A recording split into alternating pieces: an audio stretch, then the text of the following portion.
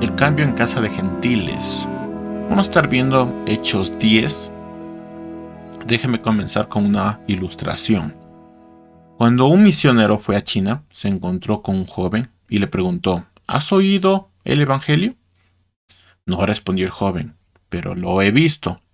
Yo conozco a un hombre que fue el terror de todo el distrito, un hombre malvado, tan perdido, tan errado que casi era un salvaje, un animal. Además era un fumador empedernido de opio. Cuando él aceptó a Jesús, cambió radicalmente, tanto que ahora es el más manso, el más bueno de los hombres. Por eso, dice el joven, no he oído el evangelio, lo vi. Quiero contarles a ustedes las últimas cosas que aprendí de Dios. Yo aprendí que Dios, o para Dios, no hay sorpresas. Y me van a decir que esto es algo que todo el mundo sabe, pero yo lo aprendí de una manera muy especial. Me encontré en una situación en donde tenía algo que a muchos les hacía falta y que para mí solo era parte de mi trabajo, o que fue parte de mi trabajo. En algún momento yo prediqué, enseñé algo sobre un tema y resulta que para algunos eso fue un tesoro. En la escritura también encontramos que para Dios no hay sorpresas. En 2 Corintios capítulo 7 se nos describe una situación muy particular. La iglesia de Corinto estaba alejada de Pablo, tenía un problema con Pablo, había discutido con Pablo, y Dios hace que ellos sintieran una tristeza que al final terminó en arrepentimiento. Mientras esto sucedía, Pablo no sabía lo que estaba haciendo Dios, y Pablo intenta arreglar las cosas enviando a Timoteo con una carta. Resulta que Dios ya estaba trabajando con ellos y preparaba su corazón para el arrepentimiento. Dice 2 Corintios capítulo 7 versículo 9, sino que me alegro, y no porque ustedes se hayan entristecido, sino que porque esa tristeza los llevó al arrepentimiento. Ustedes fueron entristecidos conforme a la voluntad de Dios, de modo que en nada fueron perjudicados por parte de nosotros. La tristeza que proviene de Dios produce arrepentimiento para salvación, y de esta no hay que arrepentirse, pero la tristeza que proviene del mundo produce muerte. Fíjense, esta tristeza que provino de Dios produjo en ustedes preocupación, el deseo de disculparse, indignación, temor, vehemencia, celo y deseo de hacer justicia. Es evidente que en este asunto ustedes no tuvieron la culpa. Esta es la verdad. Dios prepara el camino, prepara el corazón. Esto es lo que aprendí.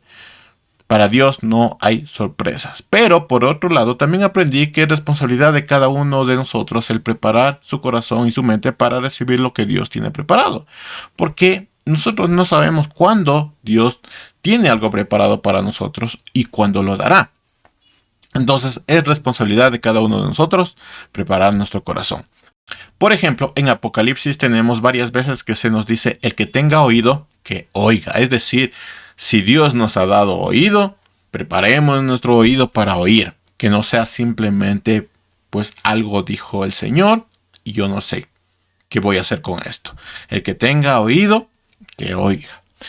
Cuando los israelitas tenían que salir de Egipto, se nos dice que Dios endureció el corazón del faraón, y esto como resultado de lo que el faraón había decidido. Él se rehusaba a ver la verdad. Entonces, los milagros, las señales que Dios estaba haciendo en Egipto, pues hizo que el faraón endureciera cada vez más su corazón.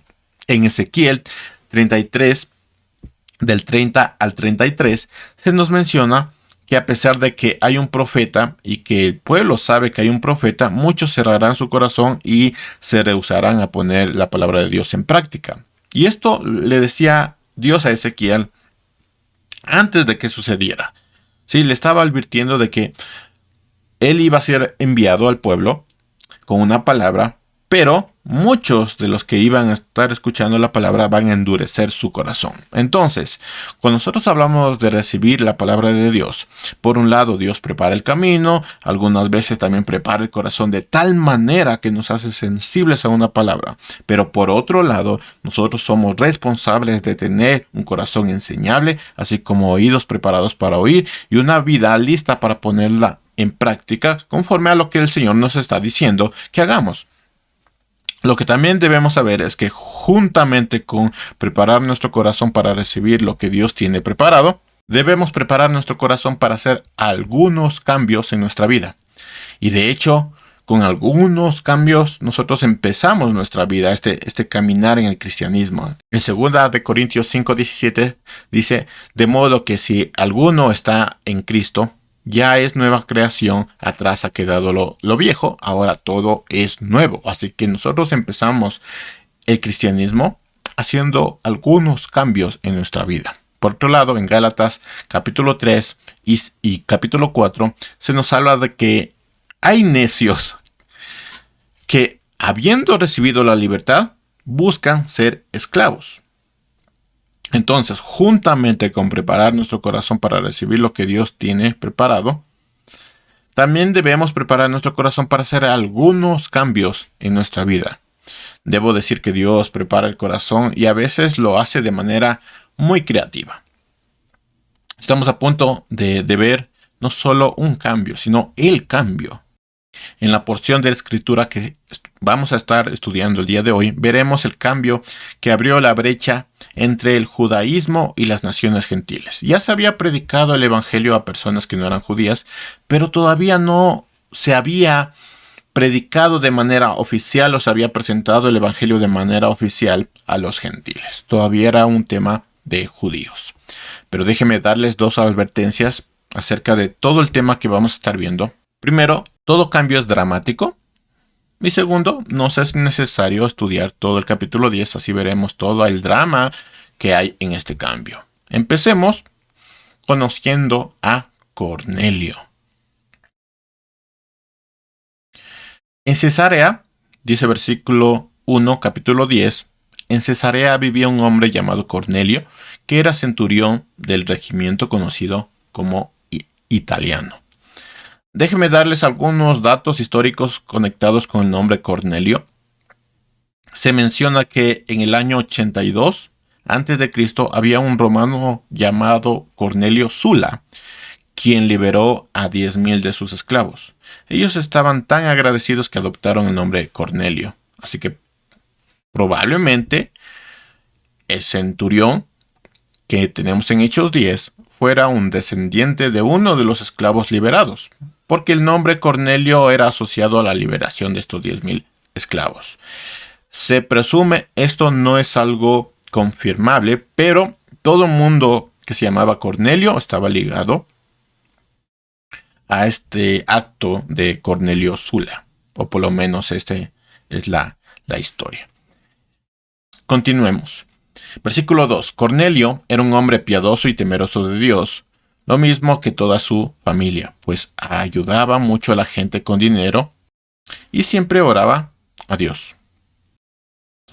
La expresión temeroso de Dios era utilizada para hablar de gentiles que habían adoptado la religión judía, y así como todos los gentiles que adoraron esta religión, desecharon todos sus ídolos y oraban solamente a Dios. Entonces estamos viendo a Cornelio pues orando solamente a Dios.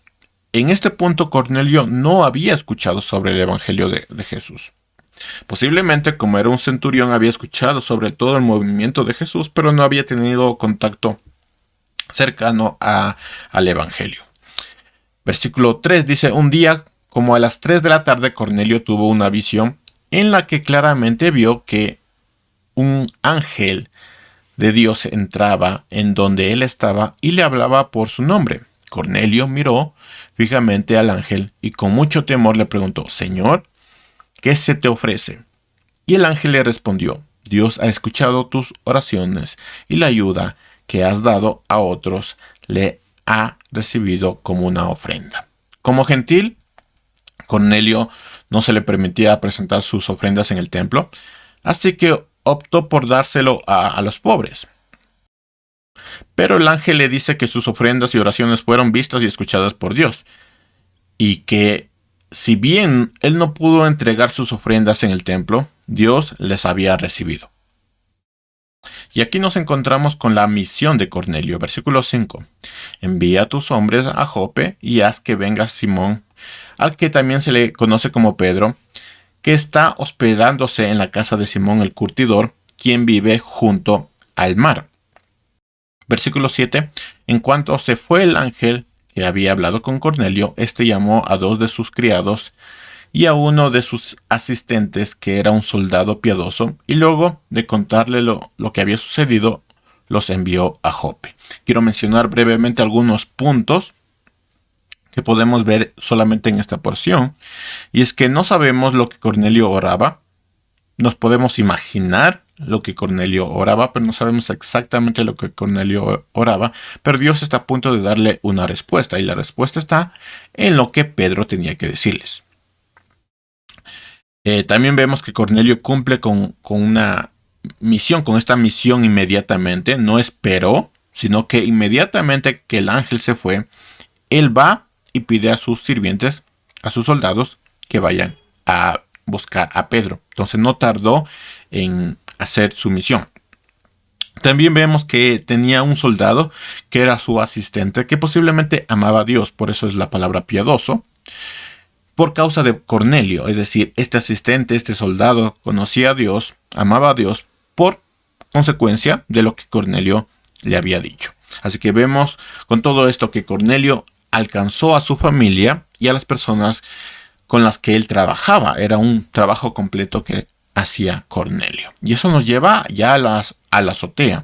Dice versículo 9, al día siguiente, como al mediodía, mientras ellos iban acercándose a la ciudad, Pedro subió a la azotea para orar. De pronto le dio mucha hambre y pidió de comer. Mientras le preparaban algo, cayó en éxtasis y vio que en el cielo se abría y que de él descendía algo semejante a un gran lienzo atado por las 4 puntas. Dentro del lienzo había toda clase de cuadrúpedos, reptiles y aves. Entonces oyó una voz que decía: Pedro, levántate, mata y come. Hermanos, como sabemos, los judíos no comían alimentos no autorizados. La lista de alimentos que podían comer estaba basada en el Antiguo Testamento. Y sinceramente me da mucha pena porque parece que Pedro nunca había comido alimentos como, no sé, una costilla de cerdo asada y otras cosas tan deliciosas que ha sido para nosotros, ¿no? Por su alimentación, todos los judíos no podían comer con los gentiles por miedo de contaminarse. Tampoco podían comprar en carnicerías gentiles porque los instrumentos utilizados tocaban animales impuros para los judíos. Entonces no podían adquirir ninguna carne de ninguna carnicería gentil. Y cuando compraban algún utensilio como un cuchillo a los gentiles, tenían que primero purificarlos por si acaso pues haya topado algún animal que no les permitía a los judíos. Esto nos ayuda a entender el por qué Pedro subió a la azotea. Él no subió por costumbre, sino que subió porque él estaba hospedado en la casa de un gentil, por lo que tuvo que lidiar con la incomodidad de contaminarse. Él estaba muy incómodo, entonces sube a la azotea. Y viendo que tenía hambre, pues era un tiempo muy incómodo para Pedro, entonces él sube a la azotea. Regresando un poco, vamos a ver algo más. Regresando un capítulo antes, dice en Hechos 9:43, durante muchos días Pedro se quedó en Jope, en la ciudad de un curtidor llamado Simón. Ahora, note en qué estaba trabajando este Simón, el curtidor. Pues era quien preparaba pieles. A los judíos piadosos no se les permitía tener contacto con nadie que tocara animales muertos. Esto era parte de la ley. De hecho, a los curtidores se les pedía que vivieran y trabajaran fuera del pueblo, muy lejos de todos. Por eso dice el ángel que vaya a buscar a un tal Simón que vivía en las orillas. Era parte de la cultura que un curtidor viviera fuera del pueblo. Entonces es claro que Dios estaba preparando a Pedro para algo mucho más difícil. Ya solamente estar en la casa de un gentil era muy complicado, era muy difícil. El que fuera un curtidor de pieles fue mucho más. Además que tenía que compartir la comida con los utensilios gentiles. Así que Pedro debió salir a la azotea varias veces y podemos imaginarnos lo que Pedro le decía a Dios en oración, o por lo menos lo que Pedro estaba pensando cuando estaba en este hogar. Entonces era una situación muy complicada para Pedro porque ya estaba rompiendo, digamos, algunas leyes de los judíos. Y esta es la respuesta de Dios a Pedro, versículo 11, capítulo 10. Y vio que en el cielo se abría y que de él descendía algo semejante a un gran lienzo atado por las cuatro puntas. Dentro del lienzo había toda clase de cuadrúpedos, reptiles y aves. Entonces oyó una voz que le decía: Pedro, levántate, mata y come. Pedro respondió: no, Señor, porque nunca he comido nada que sea común o impuro. En esta escena nosotros nos deberíamos identificarnos. Dios le está pidiendo a Pedro: deja a un lado todo lo que has aprendido, deja a un lado la ley, hay algo mejor que lo que has aprendido. Versículo 14, Pedro respondió: no, Señor, porque nunca he comido nada que sea común o impuro. Ahora, noten algo. Alguien preguntó: ¿realmente podemos poner la palabra no al lado del Señor? O sea, ¿realmente le podemos decir no a Dios? Todos tenemos áreas en nuestra vida que literalmente le estamos diciendo al Señor: no, Señor. Mi pregunta sería: ¿qué hacemos cuando oramos a Dios sobre alguna área que nos cuesta dejar o alguna área que estamos teniendo un problema? ¿Realmente le estamos diciendo no al Señor? Me parece interesante que muchas veces le pedimos al Señor cosas, pero no estamos dispuestos a tomar la respuesta del Señor. Pedro tenía hambre y el Señor le dice: mira, aquí te presento todo lo que puedes comer, mata y come. Pero Pedro le dice: no, Señor. Entonces, ¿realmente nosotros podemos decirle no al Señor? ¿Podemos poner la palabra no al lado de Señor? Como Pedro, nosotros somos lentos para aprender. Tenemos tantas áreas en nuestra vida que literalmente le estamos diciendo al Señor: no, Señor. Somos muy lentos de aprender. Versículo 15. Por segunda vez, la voz le dijo: lo que Dios ha limpiado, no lo llames común. Y esto se repitió 3 veces, porque el lienzo fue recogido y llevado inmediatamente al cielo. Entonces ya vimos a Cornelio y su misión, la visión que tuvo también Pedro en la azotea. Ahora vamos a ver lo que sucedió en la casa de Simón el curtidor. Específicamente, vamos a ver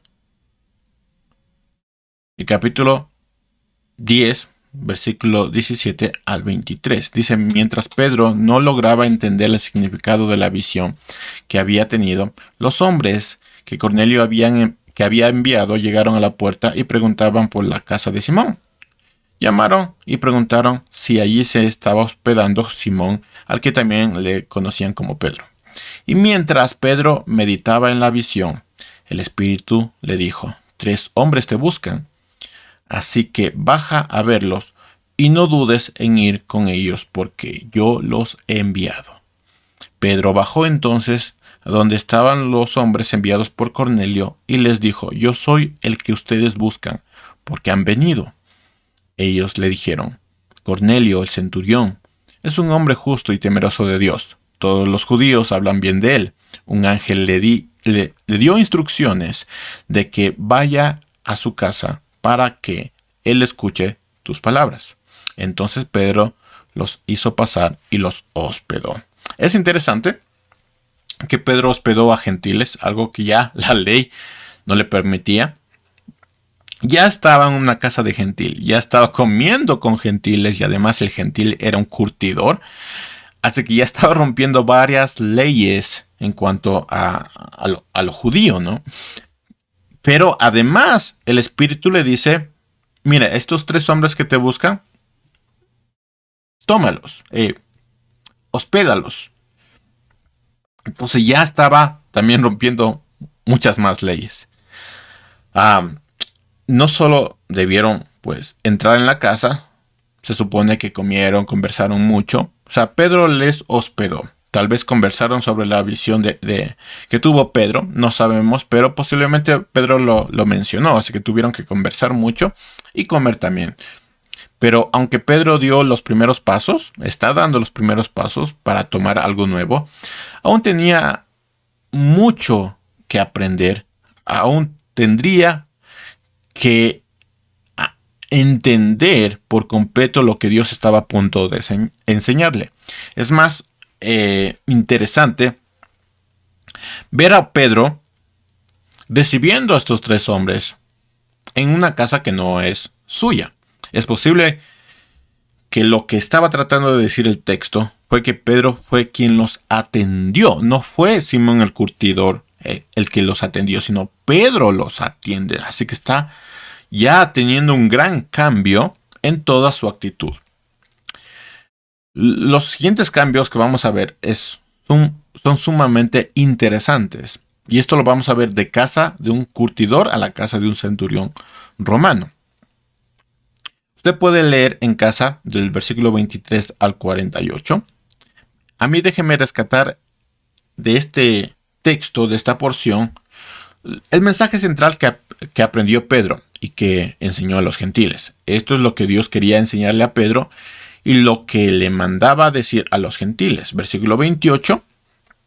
Entonces les dijo: como ustedes saben, para un judío es repugnante juntarse o acercarse a un extranjero, pero Dios me ha hecho ver que no puedo llamar a nadie gente común o impura. Versículo 34. Entonces Pedro empezó a hablar y dijo: en verdad comprendo que ahora Dios no hace excepción de personas, sino que a Él le agrada todo aquel que le teme y hace justicia, sea de la nación que sea. Versículo 36. Dios envió un mensaje a los hijos de Israel y en él les anunciaba las buenas noticias de la paz por medio de Jesucristo, que es el Señor de todos. Entonces sabemos lo que Cornelio estaba pidiendo.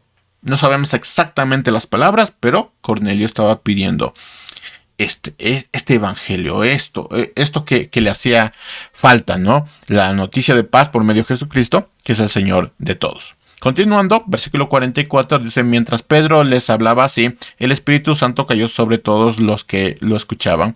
Los judíos circuncidados que habían acompañado a Pedro estaban atónitos de todo lo que estaba viendo, y que también los no judíos recibieran el don del Espíritu Santo, pues los oían hablar en lenguas y magnificar a Dios. Entonces Pedro dijo: ¿Hay algún impedimento para que no sean bautizados en el agua estas personas que también han recibido el Espíritu Santo como nosotros? Y mandó a bautizarlos en el nombre del Señor Jesús. Entonces le rogaron que se quedara con ellos algunos días más. Ahora, me parece maravilloso ver que el Evangelio llegó a los gentiles de la misma manera que el Espíritu descendió sobre los discípulos.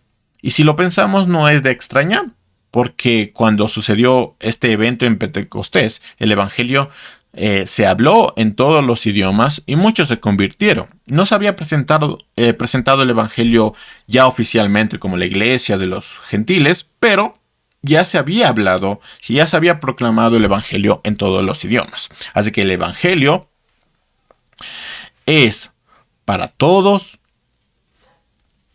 está dado para que lo demos en todas partes. Dios no hace excepción de personas, el Evangelio es para todos. Ahora, déjenme rescatar algunos puntos que podemos pasar por alto. Primero, Pedro aún tenía un tema que involucraba su identidad, su historia, su familia, sus tradiciones. Estaba dispuesto a cambiar algo antiguo por algo nuevo, pero Pedro aún tenía este tema que involucraba todo esto, así que no fue fácil. No solo Pedro tenía algo que aprender, Cornelio, su familia, sus allegados también tenían algo que aprender, y eso aparentemente fue la petición que Cornelio le decía a Dios. También vemos que la respuesta, la enseñanza que Dios trajo, no fue solamente en términos de conocimiento. Realmente se puede ver un cambio profundo en todos los protagonistas. No es un cambio de ya lo sé, ya lo entendí, sino es realmente un cambio muy, muy profundo. De hecho, con mucha humillación, Pedro menciona que se supone que no debería estar haciendo esto. Dice versículo 28, entonces les dijo: Como ustedes saben, para un judío es repugnante juntarse o acercarse a un extranjero, pero Dios me ha hecho ver que no puedo llamar a nadie gente común o impura. Entonces, lo que estamos viendo realmente es un cambio muy profundo en Pedro, y también vamos a ver esto en Cornelio y sus allegados. Este cambio de Pedro fue tan profundo que pasó de simplemente estar dispuesto a cambiar a defenderlo. Si nos adelantamos un poquito al capítulo 11, vamos a ver esto. Dice el capítulo 11, versículo 2, así que cuando Pedro subió a Jerusalén, los que practicaban la circuncisión comenzaron a discutir con él y le dijeron, ¿por qué entraste en la casa de gente no judía y comiste allí? Pedro comenzó entonces a contarles detalladamente lo que había sucedido y les dijo, y ahí Pedro empieza a contarles todo. Versículo 18, al oír esto, ellos se callaron y glorificaron a Dios y decían, así que Dios también les ha concedido a los no judíos la oportunidad de arrepentirse para que tengan vida eterna. Entonces Pedro, un hombre testarudo, cuando estuvo dispuesto a cambiar, cambió algo viejo por algo nuevo y mejor. Dios no nos dio su palabra para responder nuestras preguntas. Dios dio su palabra para que nuestras vidas vayan de cambio en cambio. Normalmente nosotros podemos llegar a la palabra y simplemente buscar respuesta a lo que nosotros nos estamos preguntando. Pero la realidad es que Dios ha dado su palabra no para responder nuestras preguntas. Eso es lo más básico.